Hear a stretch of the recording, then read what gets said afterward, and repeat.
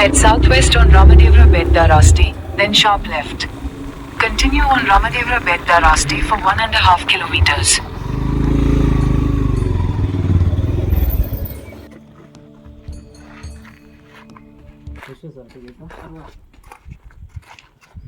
Hello hi ನಮಸ್ಕಾರ, ಹೇಗಿದ್ದೀರಾ? I hope ನೀವೆಲ್ಲ ಚೆನ್ನಾಗಿದ್ದೀರಾ ಅಂತ ಭಾವಿಸ್ತಿದ್ದೀವಿ. ನಾವು ಬಂದಿದ್ದೀವಿ ಒಂದು ಹೊಸ ವಿಡಿಯೋ ಜೊತೆ. ಸೊ ಈ ವಿಡಿಯೋ ವಿಶೇಷತೆ ಏನಂತ ಹೇಳಿದ್ರೆ ರಾಮದೇವರ ಬೆಟ್ಟ.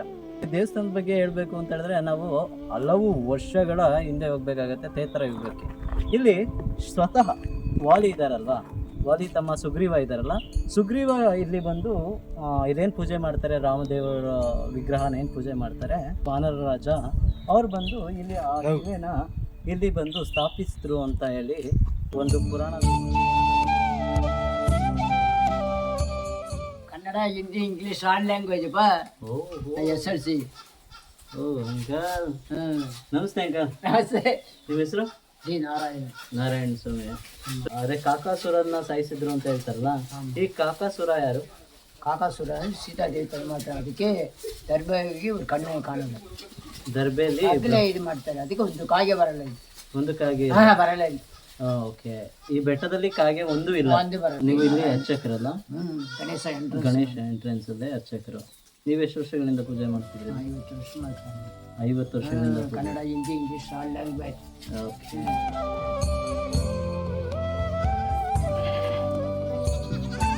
ಜೈ ಶ್ರೀರಾಮ್. ಸೊ ಈ ಬೆಟ್ಟದಲ್ಲಿ ನಿಮಗೆ ಒಂದು ಕೂಡ ಕಾಗೆ ಸಿಗಲ್ಲ ನೋಡಲಿಕ್ಕೆ.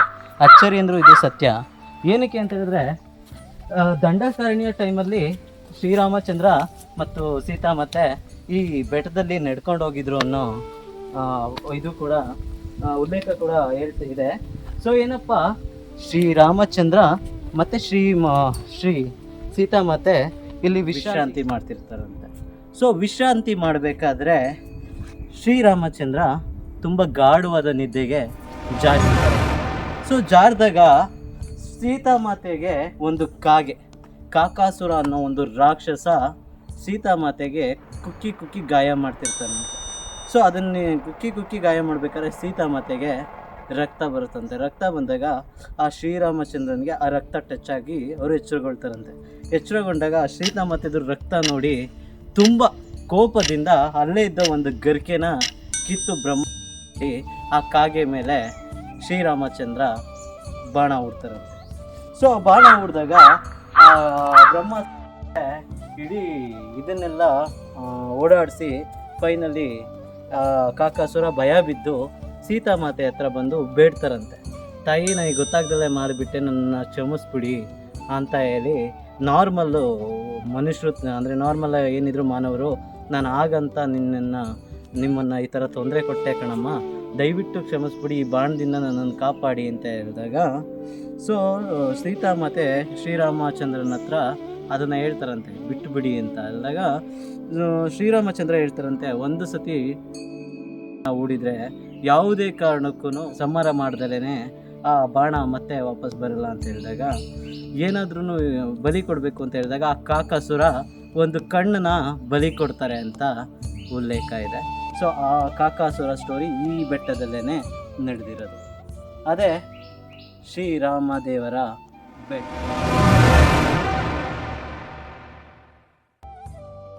ನೋಡಿ, ಇಲ್ಲಿ ಈ ಥರ ಚಿಕ್ಕದು ತುಂಬ ಹಳೆಯದೇನೋ ವಿಷಯಗಳಿದೆ, ಗುಹೆಗಳೆಲ್ಲ ನೋಡಿ, ನೋಡೋಕ್ಕೆ ತುಂಬ ವಿಭಿನ್ನವಾಗಿ.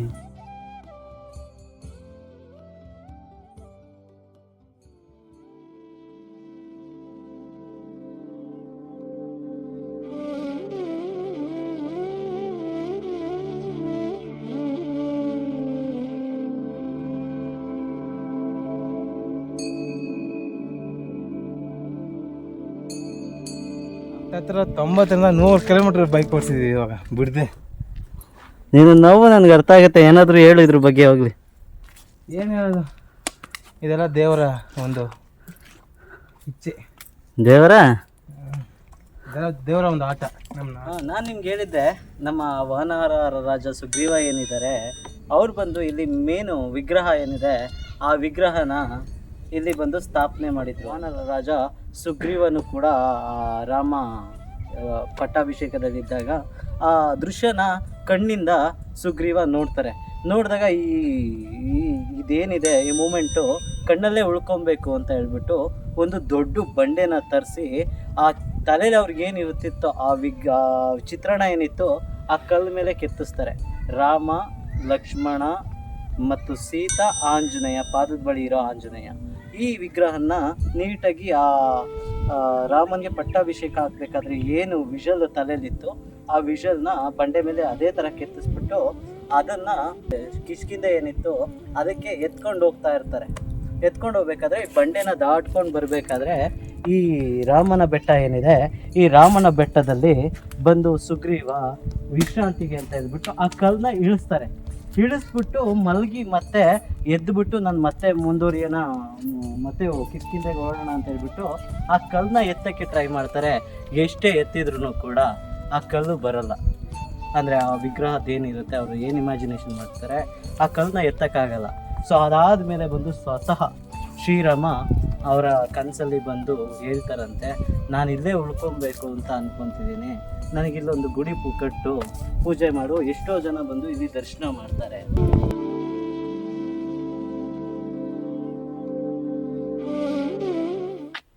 ಏನಂತಾರ ಅಲ್ಲ ಈ ಬಿಸಿಲಲ್ಲಿ ಅದರಿಂದ ಈಗ ಹೀಟ್ ಬಂಡೆಗಳೆಲ್ಲ ನೀರು ನೋಡಿ ಹೆಂಗಿದೆ, ಅದು ಇಷ್ಟು ಟಾಪಲ್ಲಿ. ರಾಮ ಅಂದ್ರೇ ಕೃಷ್ಣ, ಕೃಷ್ಣ ಅಂದ್ರೇ ರಾಮ, ರಾಮ ಅಂದ್ರೇ ಶಿವ, ಶಿವ ಅಂದ್ರೇ ರಾಮ. ಸೊ ನಿಮಗೆ ಉಲ್ಲೇಖಗಳಿದೆ. ರಾಮ ಮತ್ತು ಸೀತಾ ದೇವಿ ದಂಡಕಾರಣ್ಯ ಇದ್ದ ಟೈಮಲ್ಲಿ ಯಾವ ಪ್ರದೇಶಕ್ಕೆ ಹೋಗ್ತಾರೆ, ಕಾಡು ಪ್ರದೇಶಗಳಾಗಿರ್ಬೋದು, ಗುಡ್ಡ ಪ್ರದೇಶಗಳಾಗಿರ್ಬೋದು, ಅಲ್ಲಿ ಸ್ವತಃ ಶ್ರೀರಾಮ ಅವರ ಕೈಯಿಂದನೇ ಲಿಂಗನ ಪ್ರತಿಷ್ಠಾಪನೆ ಮಾಡಿ ಪೂಜೆ ಮಾಡೋ ಉಲ್ಲೇಖ ತುಂಬ ಪುರಾಣ ಕಾಲದಿಂದಲೂ ಕೂಡ ಇದೆ. ನಮಗೆ ತುಂಬ ಗ್ರಂಥಗಳಲ್ಲೂ ಕೂಡ ನೋಡಲಿಕ್ಕೆ ಸಿಗುತ್ತೆ.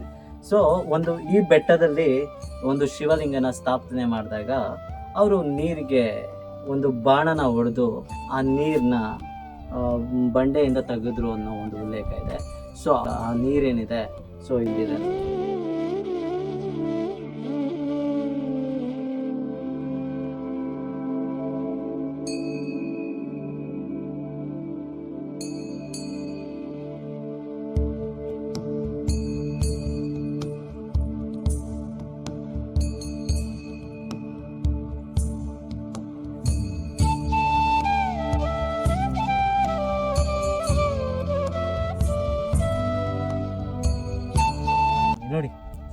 ನೋಡಿ ಸಿಂಪಲ್ ಆಗಿ ಇದು ಕಾಣಿಸ್ತಿದೆ, ಬಟ್ ಆದ್ರೂ ಕೂಡ ಇದು ಒಬ್ಬರು ಪಾದದ ಗುರುತು ಅಂತ ಅನಿಸುತ್ತೆ. ಯಾರ್ದು ಏನು ಅಂತ ಗೊತ್ತಿಲ್ಲ, ಬಟ್ ಈ ಥರ ತುಂಬ ಪಾದದ ಗುರುತುಗಳು ಈ ಬೆಟ್ಟದ ಮೇಲೆ ನಿಮಗೆ ಸಿಗ್ತಾ ನೋಡ್ರಿ. ಅಲ್ಲಲ್ಲೇ ಕೆಲವೊಂದು ಪಾದದ ಗುರುತುಗಳು ನಿಮಗೆ ನೋಡ್ಲಿಕ್ಕೆ ಸಿಗ್ತವೆ.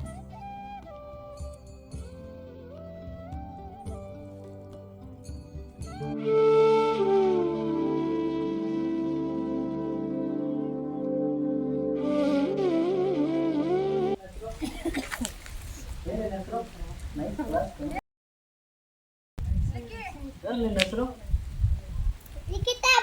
ಬಿದ್ದೆ ಬಿಡ್ತಿದ್ದಲ್ಲ. ನಾವು ಮಕ್ಕಳು ಕಳ್ಬೇಕಣಮ್ಮ. ಅಲ್ಲಲ್ಲಿ ಅವತ್ತು ಹೊಡ್ಕೊಳ್ಳ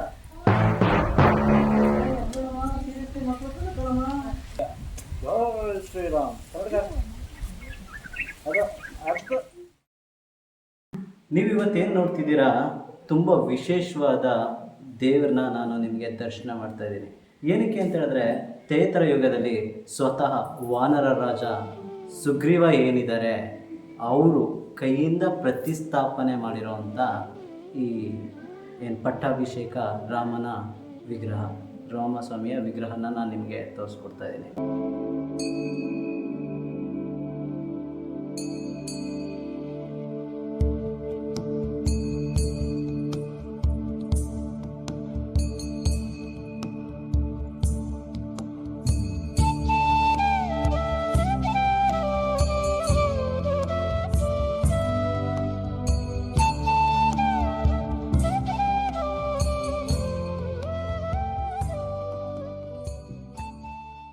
ನಮಸ್ತೆ ಸ್ವಾಮಿ. ನಮಸ್ಕಾರ. ನಿಮ್ಮ ಹೆಸರು? ನಮ್ಮ ಹೆಸರು ನಾಗರಾಜ್ ಅಂತೇಳಿ. ನನಗೆ ಈ ದೇವಸ್ಥಾನದ್ದು ತುಂಬ ಆಸಕ್ತಿ ಇದೆ. ನಾನು ತುಂಬ ದೂರದಿಂದ ಬಂದಿದ್ದೀನಿ. ತುಂಬ ಜನಕ್ಕೆ ಗೊತ್ತಿದೆ, ಎಷ್ಟೋ ಜನಕ್ಕೆ ಗೊತ್ತಿಲ್ಲ. ಅವ್ರಿಗೆ ತೋರಿಸೋ ಅಂಥ ಇಂಟೆನ್ಷನಿಂದ ತುಂಬ ದೂರದಿಂದ ಬಂದಿದ್ದೀನಿ. ಈ ದೇವಸ್ಥಾನದ ಬಗ್ಗೆ ನೀವೊಂದು ಸ್ವಲ್ಪ ಹಿನ್ನೆಲೆನ ಹೇಳಕ್ಕೆ ಟ್ರೈ ಮಾಡ್ತೀರಾ?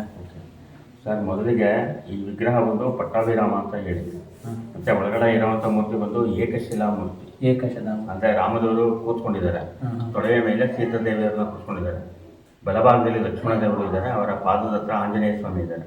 ಈ 4 ವಿಗ್ರಹ ಒಂದೇ ಕಲ್ಲಿನಲ್ಲೇ ಇರೋದು ತುಂಬ ವಿಶೇಷ. ಮತ್ತೆ ಈ ವಿಗ್ರಹವನ್ನ ತ್ರೇತಾಯುಗದಲ್ಲಿ ಸುಗ್ರೀವ ಪ್ರತಿಷ್ಠೆ ಮಾಡಿದ್ದಾರೆ ಅನ್ನೋದು ಪ್ರಸಿದ್ಧಿ ಇರುವಂತ ಸ್ಥಳ ಇದೆ. ಸೀತಾಮಾತೆಗೆ ನೀರು ಬೇಕಂದಾಗ ರಾಮದೇವರು ಬಾಣ ಬಿಟ್ಟು ಬರ್ಸಿರುವಂತದ್ದು. ಮತ್ತೆ ಎಷ್ಟು ವರ್ಷ ಮಳೆ ಬರ್ದಿದ್ರು ಆ ನೀರು ಬತ್ತಲ್ಲ, ಯಾವಾಗಲೂ ನೀರಿದ್ದೇ ಇರುತ್ತೆ. ಮತ್ತೆ ಇಲ್ಲಿ ಹೊರಗಡೆ ಬಂದು ಉದ್ದುದ್ದ ಬಂಡೆಗಳು ಕಾಣುತ್ತೆ ನಿಂತಿರೋವಂಥದ್ದು. ಅಂದ್ರೆ ನನಗೆ ಒಂದು ಕ್ಲಾರಿಟಿ ಬೇಕಾಗಿತ್ತು ಸ್ವಾಮಿ, ಇದು ರಾಮದೇವರು ಓಡಾಡಿರೋ ಜಾಗ, ವನವಾಸದ ಟೈಮಲ್ಲಿ ಇಲ್ಲಿ ಬಂದು ಒಬ್ಬ ಕಾಕಾಸುರ ಅನ್ನೋ ರಾಕ್ಷಸರನ್ನು ಕೂಡ ಸಂಹಾರ ಮಾಡಿದ್ರು ಅಂತ ಹೇಳ್ತಾರಲ್ಲ. ಸೊ ಇವರು ಪಟ್ಟಾಭಿಷೇಕಕ್ಕೆ ಮುಂಚೆನೇ ರಾಮ ವಿಗ್ರಹ ಸ್ಥಾಪನೆ ಆಗಿರ್ಲಿಲ್ಲ. ಸೊ ರಾಮ ಸ್ವಾಮಿಯವರು ಇಲ್ಲಿ ಬಂದು ಒಂದು ಕಾಕಿಸ್ಕೊಂಡು ಆದ್ಮೇಲೆ ಅಯೋಧ್ಯೆಯಲ್ಲಿ ಪಟ್ಟಾಭಿಷೇಕ ಆಗುತ್ತೆ. ಅದು ಪಟ್ಟಾಭಿಷೇಕ ಆದ ಮೇಲೆ ಈ ವಿಗ್ರಹನ ಸುಗ್ರೀವ ಪ್ರತಿಷ್ಠೆ ಮಾಡಿದ್ರು. ಅಂದ್ರೆ ನನಗೆ ಅದು ಏನಂತ ಹೇಳಿದ್ರೆ, ನಾನು ಕೇಳಿದ ಮಟ್ಟಿಗೆ ಆ ಪಟ್ಟಾಭಿಷೇಕ ಆಗ್ಬೇಕಾದ್ರೆ ಸುಗ್ರೀವ ಸ್ವಾಮಿಗೆ ಅವ್ರ ಬಿಂಬ ಇದು ಕಣ್ಣಲ್ಲಿ ಕೂರುತ್ತಂತೆ. ಹೌದು. ಸೊ ಅದೇ ತರನೇ ನನಗೆ ವಿಗ್ರಹ ಬೇಕು ಅಂತ ಹೇಳಿದಾಗ ಅವರು ಒಂದು ವಿಶ್ವಕರ್ಮ ಅವ್ರನ್ನ ಒಬ್ಬ ಆಚಾರ್ಯನ ಕಳಿಸಿ ಅದೇ ತರ ಒಂದು ವಿಗ್ರಹನ ಕೆತ್ತನೆ ಮಾಡಿ ಅದೇ ಪಟ್ಟಾಭಿಷೇಕನ ಕೈಯಲ್ಲಿ ಕೊಡ್ತಾರೆ ಆ ವಿಗ್ರಹನ. ಅವ್ರು ತಗೊಂಡು ಬರ್ತಾ ಇರ್ಬೇಕಾದ್ರೆ ಇಲ್ಲಿ ಬಂದಾಗ ಒಬ್ಬ ರಾಕ್ಷಸ ಅವ್ರನ್ನ ಅಡ್ಡ ಹಾಕಿದಾಗ ಆ ವಿಗ್ರಹನ ಈ ಜಾಗದಲ್ಲಿ ಇಟ್ಟು ಆ ರಾಕ್ಷಸನ ಸಂಹಾರ ಮಾಡಿ ಆದ್ಮೇಲೆ ವಿಗ್ರಹ ಇಲ್ಲೇ ಪ್ರತಿಷ್ಠೆಯಾಗಿ ಹೋಗಿರುತ್ತೆ, ಅದು ಮೇಲೆ ಬರೋದಿಲ್ಲ. ಅವಾಗ ಸುಗ್ರೀವನ್ಗೆ ಒಂದು ಅಶರೀರವಣಿ ಕೇಳಿ ಬರುತ್ತೆ, ಈ ಜಾಗ ತುಂಬಾ ಪ್ರಶಾಂತವಾಗಿದೆ, ಈ ಜಾಗದಲ್ಲೇ ಪ್ರತಿಷ್ಠೆ ಮಾಡುವಂತ ಹೇಳಿ. ಅದಕ್ಕೋಸ್ಕರ ಇಲ್ಲಿ ಸುಗ್ರೀವ ಪ್ರತಿಷ್ಠೆ ಮಾಡಿರೋದು. ನೀವು ಎಷ್ಟು ವರ್ಷಗಳಿಂದ ಪೂಜೆ? ಒಂದು 35 ವರ್ಷದಿಂದ ಮಾಡ್ತಾ ಇದ್ದೀವಿ. 35 ವರ್ಷದಿಂದ ಪೂಜೆ ಸಲ್ಲಿಸ್ತಿದ್ದೀರಾ. ಸೊ ಇದು ಬಿಟ್ರೆ ಮತ್ತೆ ಸಪ್ತ ಋಷಿಗಳು ಆ 7 ಜನ ಋಷಿಗಳು ಆ ಕೊಳದಲ್ಲಿ ಸ್ನಾನ ಮಾಡಿ ಆ ಜಾಗದಲ್ಲಿ ನಿಂತು ತಪಸ್ಸು ಮಾಡಿದ್ದಾರೆ. ತಪಸ್ಸು ಮಾಡಿ ಆ ಜಾಗದಲ್ಲಿ ಶಿಲೆಯಾಗಿದ್ದಾರೆ ಅನ್ನೋದೊಂದು ಪ್ರತೀತಿ ಇರುವಂಥದ್ದು. ಅಂದರೆ ಆ ಸಪ್ತಋಷಿಗಳು ಇಲ್ಲಿ ಬಂದು ರಾಮದೇವರಿಗೆ ಪೂಜೆ ಸಲ್ಲಿಸ್ತಾರೆ ಅನ್ನೋ ಒಂದು ಪ್ರತೀತಿನೂ ಇದೆ. ಅಂದರೆ ನಮ್ಮ ತಾತ ಅವರ ಕಾಲದಲ್ಲಿ ಆ ಥರ ನಡೀತಾ ಇತ್ತು ಅಂತ ಒಂದು ಇದಿದೆ. ರಾತ್ರಿ ಒಂದು ಜಾವದಲ್ಲಿ, ಯಾವಾಗ ಅನ್ನೋ ಒಂದು ಗೊತ್ತಿಲ್ಲ, ಆ ಟೈಮಲ್ಲಿ ಋಷಿಗಳಿಂದ ಇಲ್ಲಿ ರಾಮದೇವರಿಗೆ ಪೂಜೆ ನಡೀತಾ ಇದೆ ಅಂತ ಒಂದು. ಇದನ್ನ ನಾವು ಮೇನ್ ಉಲ್ಲೇಖನ ನಾವು ನೋಡಬೇಕು ಅಂತ ಹೇಳಿದ್ರೆ ಯಾವುದ್ರಲ್ಲಿ ನೋಡ್ಲಿಕ್ಕೆ ಸಾಧ್ಯ ಸರ್? ಇದು ಬಂದ್ರೆ ಮೊದಲಿಗೆ ಒಂದು ಬುಕ್ ಇತ್ತು, ಈ ರಾಮಗಿರಿ ಪುಣ್ಯಕ್ಷೇತ್ರದ ಒಂದು ಬುಕ್ ಇತ್ತು. ಅದು ಇವಾಗ ಬುಕ್ ಸಿಗ್ತಾ ಇಲ್ಲ, ಅದು ಬ್ಲಾಕ್ ಅಂಡ್ ವೈಟ್ ಬುಕ್, ಅದು ಸಿಗ್ತಾ ಇಲ್ಲ. ಅದರಿಂದ ಇವಾಗ ಇದು ಗೂಗಲಲ್ಲಿ ಸರ್ಚ್ ಮಾಡಿದ್ರೆ ಅದು ಸಿಕ್ಬಿಡುತ್ತೆ, ಅದ್ರ ವಿಷಯಗಳು ಸಿಕ್ಬಿಡುತ್ತೆ. ಇದಕ್ಕೆ ಅಂತಾನೆ ಪ್ರತ್ಯೇಕವಾಗಿ ಒಂದು ಬುಕ್ ಉಲ್ಲೇಖ ಇತ್ತು. ಹೌದು, ಇತ್ತು. ನಮ್ಗೆ ಅದು ಒಂದು ಪೇಪರ್ ಸಹ ಬಂದಿತ್ತು, ಒಂದು ಆರ್ಟಿಕಲ್. ಅದನ್ನ ನಾವು ಒಂದು ಪ್ರಿಂಟ್ ಮಾಡಿದ್ರೆ ಅದನ್ನ ನಾನು ತಗೊಂಡಿದ್ದೆ. ಅದು ಮುಂದುವರೆದ ಭಾಗ ಅದು ನಮಗೆ ಸಿಗ್ಲಿಲ್ಲ. ಹೌದು, ಅದು ಎಲ್ಲೋ ಮಿಸ್ ಆಗಿದೆ. ಇವಾಗ ಎಷ್ಟಿದೆ ಅಷ್ಟೊಂದು ಮತ್ತೆ ನಾವು ಫೋಟೋ ಮಾಡಿ ಹಾಕಿದ್ವಿ. ಇದು ಬಂದು ಆರ್ಕಿಯಾಲಜಿಕಲ್ ಡಿಪಾರ್ಟ್ಮೆಂಟ್ಗೆ ಸೇರಿದೆ. ಇದು ಮುಜರಾಯಿಗೆ ಸೇರುತ್ತೆ, ಮುಜರಾಯಿಗೆ ಬರುತ್ತೆ, ಮತ್ತೆ ಪ್ರವಾಸೋದ್ಯಮಕ್ಕೆ ಬರುತ್ತೆ, ಮತ್ತೆ ಫಾರೆಸ್ಟ್ ಬರುತ್ತೆ. ಫಾರೆಸ್ಟ್ ಡಿಪಾರ್ಟ್ಮೆಂಟ್ 3 ಡಿಪಾರ್ಟ್ಮೆಂಟ್ಗೂ ಇದು ಬರುತ್ತೆ. ಇದು ಎಷ್ಟೊತ್ತಿಂದ ಎಷ್ಟೊತ್ತಿವರೆಗೂ? ಇದು ಪ್ರತಿದಿನ ಬೆಳಿಗ್ಗೆ 10ರಿಂದ ಮಧ್ಯಾಹ್ನ ಒಂದು 3:30-4 ಗಂಟೆವರೆಗೂ ಓಪನ್ ಇರುತ್ತೆ.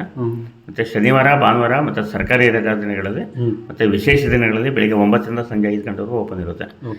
ಆ ಟೈಮ್ನಲ್ಲಿ ಪ್ರಸಾದ ವಿನಿಯೋಗ ಇರುತ್ತೆ. ಅಂದರೆ ಬರೋ ಭಕ್ತಾದಿಗಳಿಗೆ ಅನ್ನದಾಸೋಹ ನಡೆಯುತ್ತೆ. ಬೆಳಿಗ್ಗೆ ಒಂದು 12:30 ಶುರುವಾಗುತ್ತೆ, 4 ಗಂಟೆವರೆಗೂ ಪ್ರಸಾದ ಸೇವೆ. ಸರ್, ಇದು ಜಟಾಯು ಅಂದರೆ ಕೆಳಗಡೆ ವಲ್ಚರ್ ಸೆಂಚುರಿ ಅಂತ ಮಾಡಿದ್ದಾರೆ. ಆ ವಲ್ಚರ್ ಸೆಂಚುರಿ ಬಂದು ರಣಹದ್ದುಗಳ ವನ್ಯಜೀವಿ ಧಾಮ ಅಂತ ಹೇಳಿ.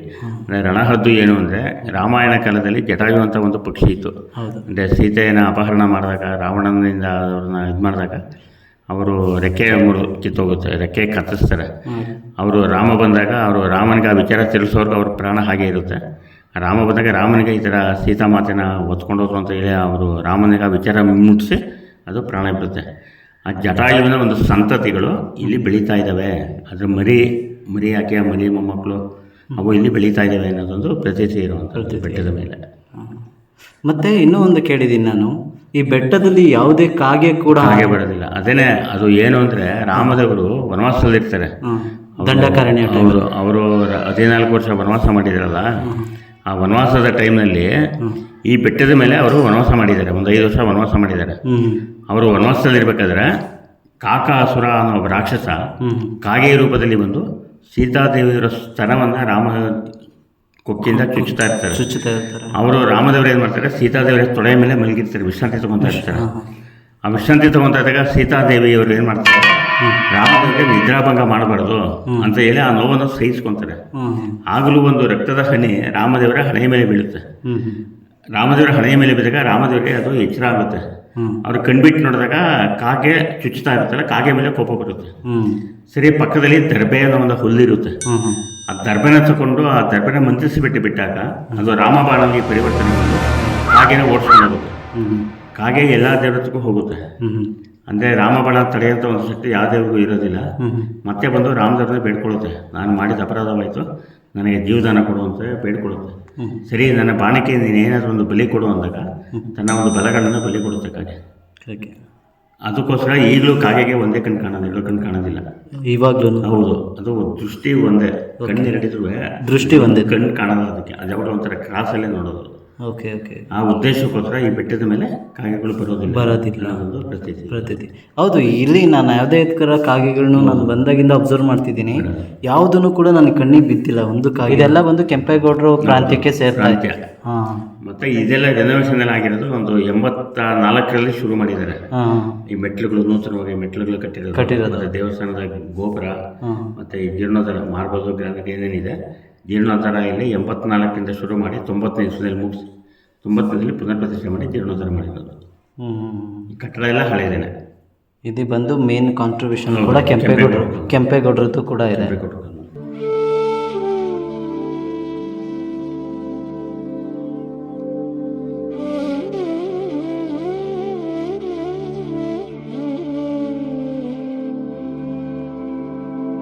ಸುಗ್ರೀವ ಸ್ವಾಮಿಯವರು ಇದ್ದಾರಂತೆ, ಬನ್ನಿ ಹೋಗೋಣ.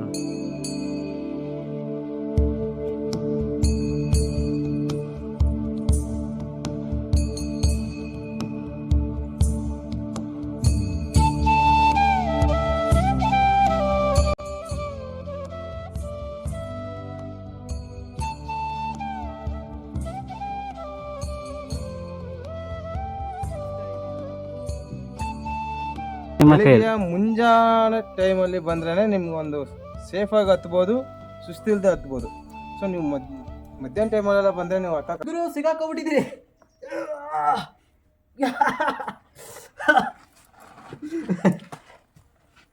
ಸಿಗಾಕೊಂಡ್ಬಿಟ್ಟಿದ್ದೀನಿ ಗುರು. ಏನಿಲ್ಲ, ಸುಮ್ಮನೆ ನೀವು ವಿಡಿಯೋ ನೋಡಲಿ ಅಂತ ಹೇಳ್ಬಿಟ್ಟು ಕಾಮಿಡಿ ಮಾಡಿದೆ, ಆ ಥರ ಏನಿಲ್ಲ. ಬೆಟ್ಟದ ಎಂಟ್ರೆನ್ಸಲ್ಲಿದೆ, ಬನ್ನಿ. ಇದೇ ಕಲ್ಲಲ್ಲೇ ಕೆತ್ತಿದ್ದಾರೆ. ಸೊ ನೋಡಿ, ಈ ಮೂರ್ಖತ್ವ ಜನರಿಗೆ ಪ್ಲಾಸ್ಟಿಕ್ ಎಸಿಬೇಡ್ರಿ, ಗಲೀಜ್ ಮಾಡಬೇಡ್ರಿ ಅಂತ ಹೇಳಿ ಬೋರ್ಡ್ ಕತ್ತರ 1000 ಬೋರ್ಡ್ಗಳು ಹಾಕವ್ರೆ. ಡೋಂಟ್ ಕೇರ್ ಗುರು. ನೋಡ್ರಿ, ಇದೇ ಎಂಟ್ರೆನ್ಸ್ಗೆ ಇರೋದು. ಇದು ಕಬ್ಬಣ ಹಾಕಿ ರೆಡಿ ಮಾಡೋರೆ. ಸ್ವಲ್ಪ ತುಂಬ ಕಾಂಪ್ಲಿಕೇಶನ್ ಇದೆ ಹತ್ತಕ್ಕೆ. ನನಗೆ ಬೇರೆ ಸ್ವಲ್ಪ ಕಾಲು ಏಟಾಗ್ಬಿಟ್ಟೈತೆ, ಆದ್ರೂ ಕೂಡ ಹತ್ತುತ್ತಾ ಇದ್ದೀನಿ. ದೇವ್ರ ಮೇಲೆ ಭಾರ ಬಿಟ್ಟು. ಜೈ ಶ್ರೀರಾಮ್, ಜೈ ಆಂಜನೇಯ, ಜೈ ಶ್ರೀರಾಮ್, ಜೈ ಆಂಜನೇಯ. ಅತ್ತೆ ಫೈನಲಿ ಬಂದು ಈ ಪೀಕ್ ಜಾಗಕ್ಕೆ ಬಂದ್ಬಿಟ್ಟಿದ್ದೀವಿ. ಫುಲ್ಲು ಕಡ್ದು ಜಾಗ. ಬಟ್ ಏನಪ್ಪ ಅಂದರೆ ಬರಬೇಕಂದ್ರೆ ನೀವು ಒಂದು ಸ್ವಲ್ಪ ಧೈರ್ಯವಾಗಿದ್ದರೆ ಮಾತ್ರ ಈ ಬೆಟ್ಟಕ್ಕೆ ಬರ್ರಿ. ಯಾಕೆಂದರೆ ಹತ್ತಕ್ಕೆ ಮೆಟ್ಲುಗಳು ನಿಮಗೆ ಸ್ಟಾರ್ಟಿಂಗ್ ಪಾಯಿಂಟಲ್ಲೇ ಮೀಟ್ರ್ ಆಫ್ ಮಾಡಿಸ್ಬಿಡ್ತವೆ. ಹಂಗಿದೆ ರೋಡದು. ಬಂದ್ರಿ, ನಿಮ್ಗೆ ಲಾಸ್ಟಲ್ಲಿ ಆ ಮೆಟ್ಲು ಇಳಿಬೇಕಾಗಿದ್ರೆ ಫೋಟೇಜ್ನ ನಾನು ಹಾಕ್ತೀನಿ, ಆಯಿತಾ? ನೋಡಿರಿ ವ್ಯೂ ಪಾಯಿಂಟ್ ಹೆಂಗಿದೆ ಅಂದರೆ ನೆಕ್ಸ್ಟ್ ಲೆವೆಲ್ ಮಾತ್ರ.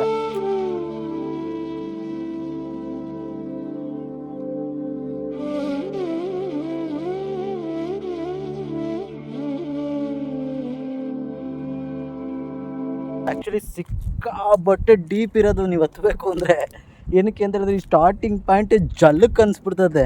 ಸಖತ್ತಾಗಿದೆ ಮಾತ್ರ. ನೀವು ಒಮ್ಮೆ ಟ್ರೈ ಮಾಡಿರಿ, ಇಲ್ಲಿ ತೋರಿಸ್ತೀನಿ ಹೆಂಗಿದೆ ಅಂತ ಹೇಳ್ಬಿಟ್ಟು. ಈ ಸ್ವರ್ಗನ ನೋಡಬೇಕು ಅಂತ ಹೇಳಿದ್ರೆ ಫಸ್ಟು ನೀವು ಒಂದು ಸಾವನ್ನ ಗೆದ್ದು ಬರಬೇಕು ಅಂತ ಹೇಳ್ತಾರೆ. ಸೊ ಹಂಗೇನೇ ನೋಡ್ರಿ ಇಲ್ಲಿ ಹೆಂಗಿದೆ ಗೊತ್ತು. ಸ್ಟಾರ್ಟ್ ಇದೇ ಗುರು, ನೀವು ಹಿಂಗೆ ಇಳಿಬೇಕಾಗಿರೋದು. ಫುಲ್ ಡೌನು ಹಿಂಗೆ ಇಳಿಯೋದು ಮತ್ತು ಹಿಂಗೆ ಹತ್ತೋದು ಕೊಡ್ತಿದ್ರೆ ನೀವೀಗ ಕಾಣಿಸೋದೆ ಈ ಸ್ವರ್ಗ.